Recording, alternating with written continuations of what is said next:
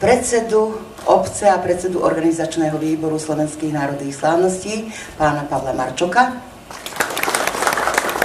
velebného pána farára Petrovského cirkevného zboru, pána Vladislava Ivičiaka, podpredsedu Demokratického zväzu Slovákov a Čechov v Rumunsku, pána Pavla Hlásnika, čestného predsedu Matice Slovenskej v Srbsku, pána Pavla Surového, Rastislava Surového, prepáčte, predsedov ostatných spolkov a združení, ktorí nás poctili svojou návštevou, pravda, že všetkých vás a početných kolegov novinárov.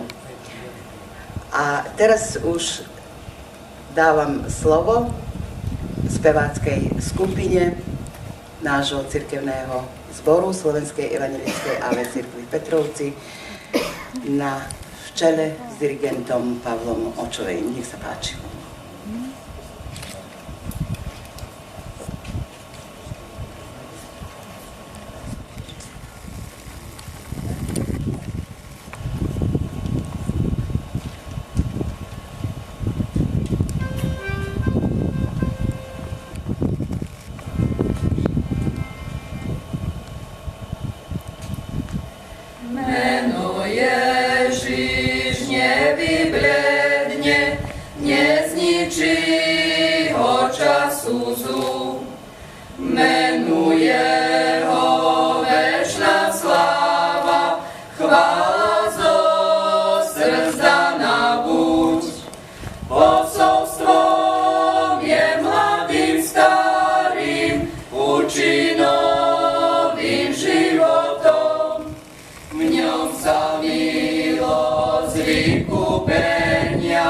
Ponúka dnes jasnotou.